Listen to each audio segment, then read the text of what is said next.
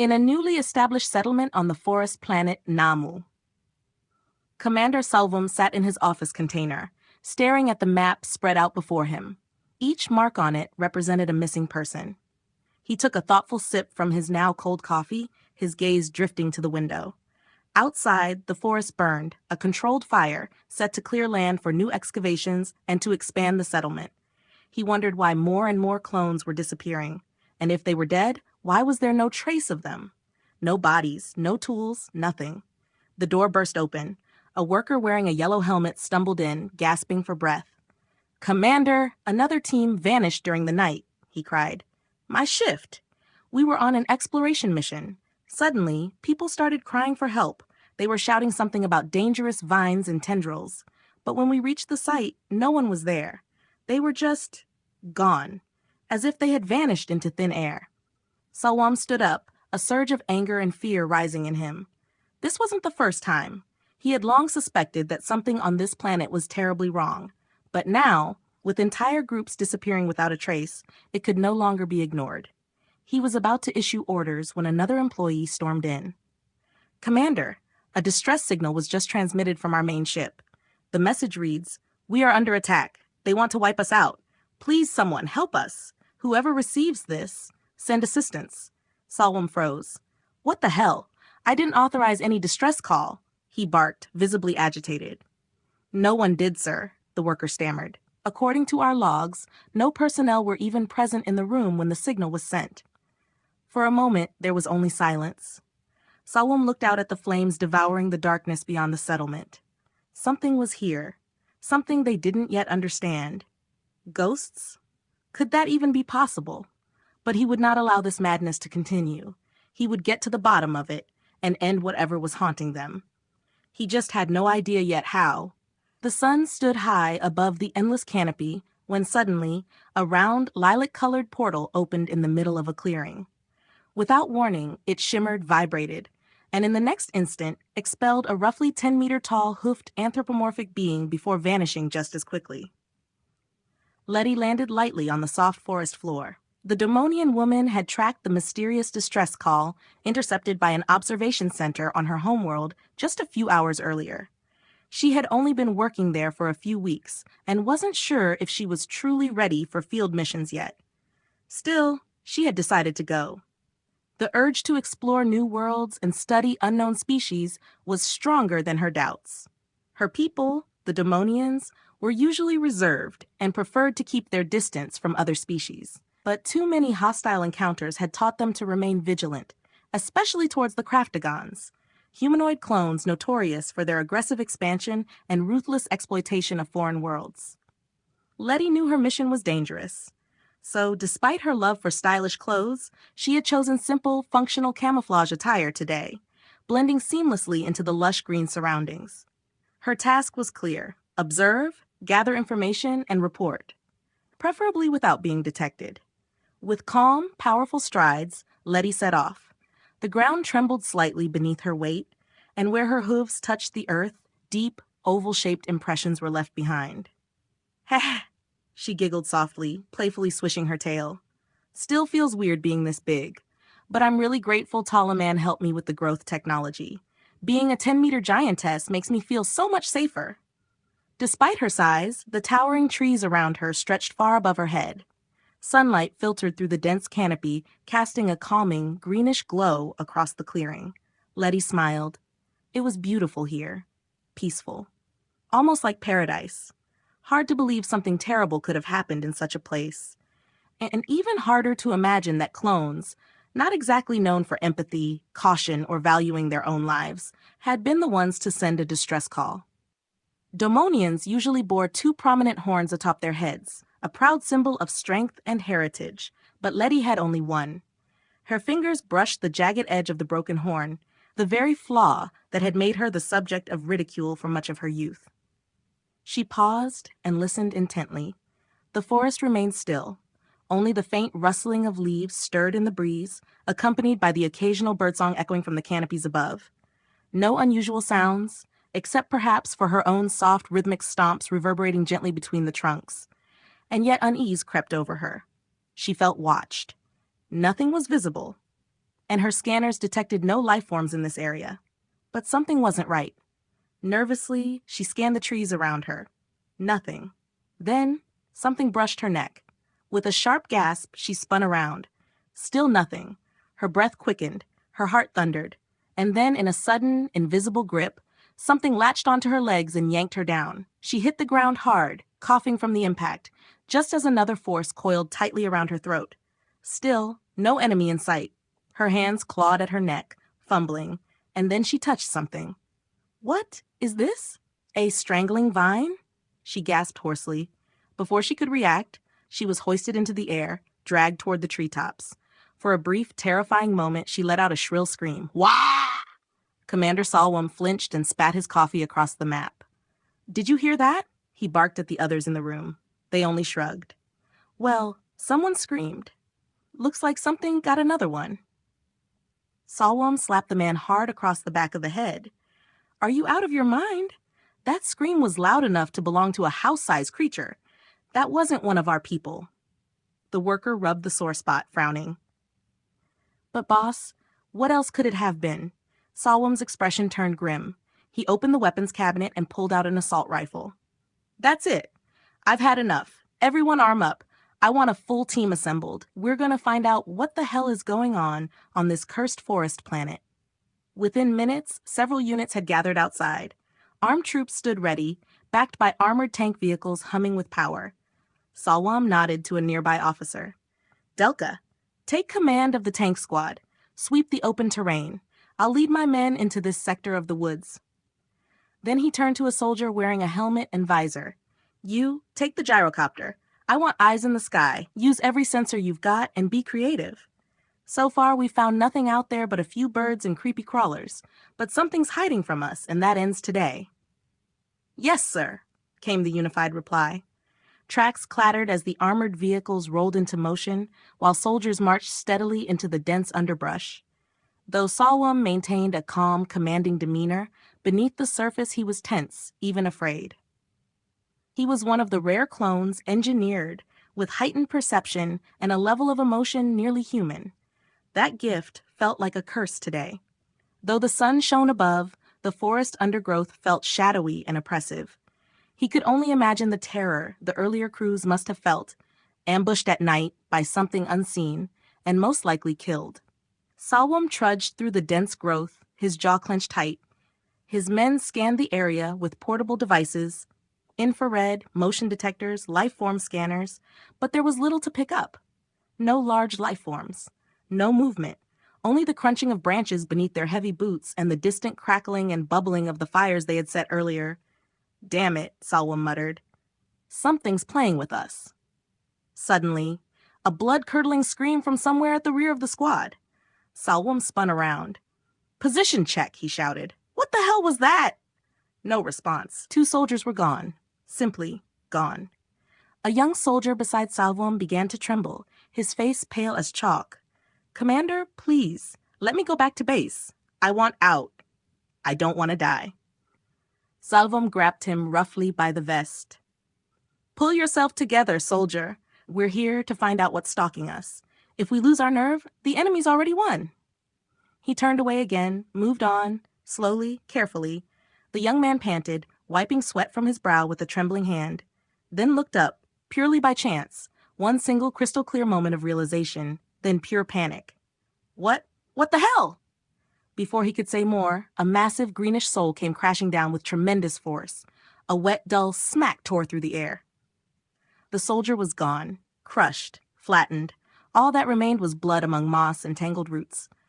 Salwam jerked around just as the ground shook with a thunderous impact. The young soldier was gone too. But then he noticed a pool of blood spreading out, seeping from beneath a nearby tree. More and more blood oozed out. It looked like something from a twisted horror film. Was the poor guy pulled underground? Was the evil below? He swallowed hard, heart pounding. This wasn't just a cursed planet. This was a living, breathing nightmare. He grabbed his comm. "Unit 3, burn the area around us to the ground. Flamethrowers at max power. I want open terrain, ASAP.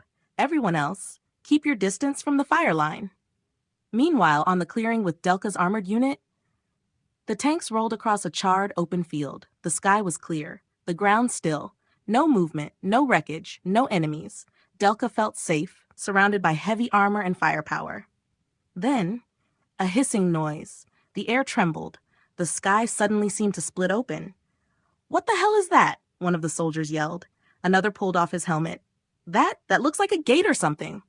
A glowing orange square-shaped portal tore through the sky like a gaping wound. The soldiers stared in disbelief as a massive creature stepped through it. 200 meters tall, 2 legs, skin with a soft pink shimmer. Long, elegant arms. Her eyes glowed an aquatic blue-green. A being, half humanoid, half axolotl, and most definitely nothing they had seen before on this world. Birds scattered. Panic spread. "Retreat!" Delka shouted. The tanks reversed, engines roaring, tracks rattling. But some soldiers completely lost it and opened fire without waiting for orders. Projectiles slammed into the creature's massive leg. Small explosions fizzled harmlessly against what appeared to be a shield, briefly flashing around her enormous body. Lix had stepped through the portal and briefly looked around. The planet actually looked beautiful. The tree canopies, which barely reached her ankles, rustled softly in the breeze, brushing against her skin like tall grass. That feels so nice," she said aloud, though she wondered where exactly the invasion was supposed to be. If the distress signal she had received was to be believed, this world was on the brink of destruction. But here, everything looked peaceful. Suddenly, Lix felt a tingling on her upper legs and heard what sounded like gunfire. She blinked, confused, and looked down. Tiny machines, tanks and weapons, and an area that looked scorched, dark trenches carved through the forest floor. A little farther away, a large fire engulfed entire sections of the woods. She looked back down at the tanks directly in front of her. "Oh," she murmured, her voice booming but soft. "So this is the attacking army? But so small? I was expecting a massive fleet tearing everything to rubble, but whatever.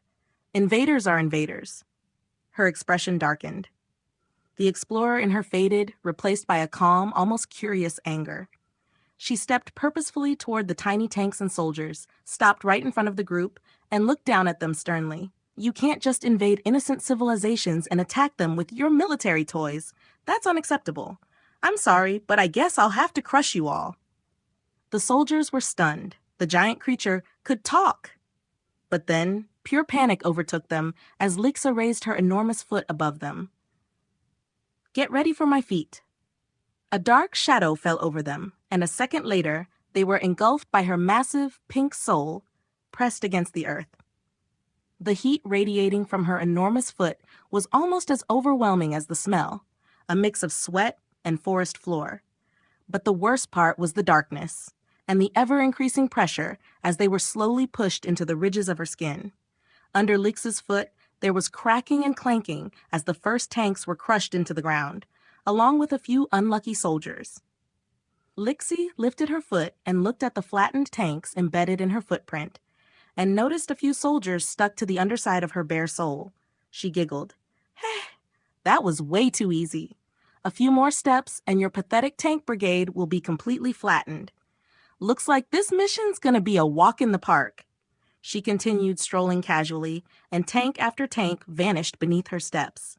She barely even noticed the tiny projectiles bouncing off her shield like raindrops. "If you came here to invade," she whispered, raising her foot over a fleeing vehicle, "then you're not doing a very good job. You should never destroy the area you want to conquer. Setting fire to this beautiful forest? Just for that alone, I should crush every last one of you." Lettie felt dizzy, the ground beneath her still trembling faintly. With a soft gasp, she opened her eyes, only to recoil instantly. Right in front of her was a massive green face, a blend of wood, bark, and living moss. Its clear, glowing eyes stared at her with unnerving intensity. "Shh, easy now," said a deep, calm voice. "I only want to know who you are and why you've come here. But no more screaming, understood? Otherwise, we'll crush you on the spot." A thick, vine-like root that had been covering her mouth slowly unwrapped itself. Lettie gasped for breath, her thoughts racing. She was completely overwhelmed. Were these tree beings? Please don't hurt me," she stammered, her voice trembling. I just followed a distress signal." The tree being, distinctly feminine in shape and easily 3 or 4 times her size, tilted its head slightly, studying her with suspicion. You followed a distress call alone? What kind of help is that supposed to be? Lettie swallowed hard. Her throat was dry. She could feel the weight of those enormous eyes pressing down on her like a physical force. Well, to be honest, I just came to assess the situation, not exactly to help. The distress call, it seemed to come from our enemies. The being stared at her, its mossy brows furrowing. So these flame creatures are your enemies? Is that true? Lettie noticed the towering figure's tone was no longer quite so sharp. She nodded quickly, maybe a little too eagerly. Yes, yes. Those clones, they're spreading everywhere without a shred of remorse. We wanted to find out why they were sending a distress call. That call came from us, the tree said calmly. Lettie's heart skipped a beat. We are the Namas. This is our world. And those flame beasts have burned down tens of thousands of my brothers and sisters with their deadly fire. It is the greatest catastrophe my kind has ever faced. Lettie turned red. Her voice was barely more than a whisper. Well, I don't want to offend you, but then you guys haven't seen much yet. An awkward silence spread. And, would you maybe let me go? She added meekly, forcing a crooked smile. The massive tree woman looked at Lettie in silence for a long time. Her bark cracked softly as she shifted, her branches swaying gently in the breeze. Finally, she spoke, her voice like the rumble of an approaching storm. You are no plant. Your skin, your flesh, it does not smell of root or earth. You are like the clones, only bigger. Other tree beings, now more clearly visible among the dense, mossy trunks, moved in closer. Their eyes pierced her with cold suspicion. It was clear. They didn't trust her. Lettie raised her hands in a calming gesture. I understand your distrust, I really do. But I'm not like them. I want to help you. I can help you. A deep, skeptical grunt echoed. And how do you intend to help? Those clones will burn you alive with their deathly fire. No, Lettie replied quickly. I'm a Domonian. Our bodies are nearly immune to heat. Fire barely harms me. I will face them, and I promise you, I'll do whatever it takes to stop them. A heavy silence fell over the glade. The tree woman exchanged a few glances with the others, then looked back at Lettie and studied her for a long moment before finally nodding. If you're lying, you'll die here. We will not hesitate to crush you. Lettie nodded. I understand. The vines wrapped around her ankles and wrists slithered away, retreating like living serpents into the underbrush. Only now did Lettie realize she had been lying in the open palms of this enormous tree woman. May I ask your name? She asked hesitantly. The tree woman gave a slow nod. I am Princess Tanya, daughter of Treetop, ruler of this region. Lettie stared wide-eyed. Not only was she speaking to a massive, living plant, it was also a princess. This felt like something straight out of a cheap fantasy novel written by the worst author imaginable. Some absolute idiot. But it was exactly the situation she was in. The gnarled hand lowered as Tanya leaned down. Lettie climbed off, gave the tree princess one last look, and then trudged into the dark forest, heading toward the clone settlement. The trees around her now felt different. She knew some of them were alive, sentient. But after meeting a few personally, she felt a bit safer, even though she was walking straight toward the clones, who were certainly dangerous. After a while, she mumbled to herself, half to calm down, half out of genuine confusion. Why don't those trees take care of it themselves? They're huge, way bigger than me.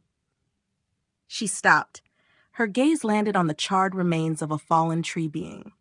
Then it dawned on her. The flames. These beings must have a deep, instinctive fear of fire. Once ignited, they probably couldn't save themselves. Of course, she whispered. They can't fight openly. That's why they hide. She moved on, her expression now more determined. But as she pushed forward, another thought crept into her mind. How was she supposed to deal with this? Her friend Argante had already encountered these clones. She usually dealt with them swiftly, either by eating them or simply crushing them. But Argante was much larger than Lettie, and she had a stronger presence. You didn't mess with her. That was obvious. Lettie, by contrast, was more sensitive. She swallowed. Am I really capable of this, she wondered. Can I be that brutal? Then, voices. She stepped through a patch of underbrush, and there they were. a group of armed clone soldiers led by Salwan. The troops looked nervous but determined, especially the ones with flamethrowers strapped to their backs. Lettie stomped dramatically out of the trees, tall, upright, heart-pounding. "You have no chance. Drop your weapons and surrender. Now. Then you'll live." She was surprised at how powerful her voice sounded, practically bellowing the words. Salwan flinched, then instantly raised his rifle. "Where the hell did she come from? Damn it! Open fire! It's one of those monsters. Come on, hit it with everything you've got." The first lance of flame hit her hip. Hot, but hardly a problem. Then came the bursts from machine guns. She stood firm. Her skin was thick enough to absorb most of the impact. Something clicked inside her. These people were trying to kill her. No more hesitation. With a powerful step, she slammed her left hoof into the formation. A quick, wet splat as the first flamethrower soldier was mashed into pulp beneath her unyielding hoof. Only a soggy imprint remained. She dodged another flame, stomped again. Another clone crushed, flattened in a gruesome mix of blood and twisted metal. "Stop firing. Then I'll stop crushing you." Lettie's voice boomed through the chaos, but she knew it was pointless. Arconte had told her. These clones were mostly dumb worker units. Only a few were smart enough to recognize when all hope was lost. She kept stomping, focused, relentless. One after another vanished beneath her mighty hooves. Each step left a deep, blood-slicked crater in the soft forest soil. The stench of burning oil, shredded uniforms, and steaming clone flesh filled her nose. Her heart was racing. It was horrifying. And yet, somewhere deep inside her, something tingled. Not joy. Not hatred. It was power. A raw, terrifying strength. With every stomp, she felt stronger, and slowly she began to enjoy the crunch when someone was crushed beneath her weight. Commander Salwan was completely rattled. Everything was happening too fast. The battle was a blur. Suddenly, a radio transmission crackled from the gyrocopter unit. "Boss, a gigantic creature just appeared." While firing at Lettie, he shouted back, "I know! We're fighting it! It's over 10 meters tall." "No, boss. This one is 200 meters tall. It's a colossal behemoth. It just stomped out the entire tank division." His heart sank. In that moment, he understood. They had already lost. This planet, this colony, it had all been a terrible mistake. A soldier beside him screamed, and a second later, Lettie's hoof crashed down on him. Salwan was sprayed with blood as the man was squashed like a frog under her massive hoof. Panic took over. "Wait!" Salwan suddenly cried out. "Wait, wait! We surrender!" Lettie had already raised her hoof, casting a shadow over the small commander. "Oh, now suddenly? Now that I'm about to crush you?" The remains of the last soldier still clung to her hoof. Salwan stared, pale, his stomach twisting. He collapsed to his knees, gasping, "Please, we'll retreat. You've won. Please tell your friends to spare my men. Then we'll leave." Lettie spared the trembling commander. Instead of crushing him, she brought her enormous hoof down beside him with a thunderous boom. The ground shook. Dirt exploded into the air. Salwan screamed and fell over in terror. His remaining troops dropped their weapons instantly, throwing themselves flat, completely broken. "Just dropping your weapons isn't enough," Lettie thundered. Her voice trembled with fury and command. "You will cease fire immediately and extinguish every single wildfire. No more flames in this forest. Understood?" Still kneeling, Salwan scrambled for his radio. "All units, cease fire. Extinguish the flames. Every last one. Immediately. That's a direct order. No arguments." As the first hectic responses came crackling over the radio, a panicked voice screamed through the static. "Boss! The monster! It's following us! It's coming!" A shrieking pilot in a low-flying gyrocopter could barely be heard over the roar of the rotors. Then suddenly, a colossal, pinkish hand fell from the sky like a falling star. With a sickening crunch, it crushed the machine like a soda can. Shards and twisted metal rained down through the treetops like autumn leaves. Seconds later, the copter was gone. High above the forest stood Lix. Titanic, immense, unreal. Around her, wrecked tanks, scorched earth, and the fleeing remnants of an annihilated army. Salwan turned to Lettie with a pleading look. "Please, tell your giant friend to stop. She's going to crush the rest of my men." Lettie frowned, confused. "My what? You mean the tree creatures?" But then the ground began to shake. Stronger. Rhythmic. Lettie staggered and looked around, her gaze slowly drifting upward. Through the treetops, a colossal, glowing pink figure was pushing forward. Lixie! With every step, she flattened dozens of trees beneath her titanic feet like blades of grass. Her glowing eyes calmly scanned the landscape. And suddenly, Lettie understood. She was nothing compared to this being. Even though she herself stood 10 meters tall next to her, she was an insect. And the clones probably looked like ants. Lettie shivered. What am I supposed to do against that? Her first mission, and she was already overwhelmed. For a moment, she seriously considered turning around and fleeing. But Lix had already noticed her. With a few thunderous steps, she was upon her. As she crouched, a tree snapped against her hip like it was made of paper. Her glowing gaze locked onto Lettie. Then, with a curious smile, she spoke. Hey, you're a Domonian. What a coincidence. Still trembling, Lettie answered softly, You know our people? Lixie grinned. Of course. I once worked with one of you. Arconte, right? Pretty intense personality. We fought clones together on some dull planet. Lettie blinked in surprise. Arconte? You know Arconte? Yeah, it was wild back then, Lix said brightly, as another tree behind her cracked under her heel. But please, Lix, Lettie continued, stop stepping on trees, and please stop trampling the clones. They've surrendered. Lixie frowned slightly. Then she raised one of her massive feet and showed the underside. Several tiny clone soldiers were stuck to it, pressed into her skin but still alive. Some even twitched. Ooh, those were clones, she said, giving a sheepish grin. Oops, honestly, from up here, they just looked like annoying dots. I thought they were regular humans. If I'd known they were clones, I would have crushed them properly.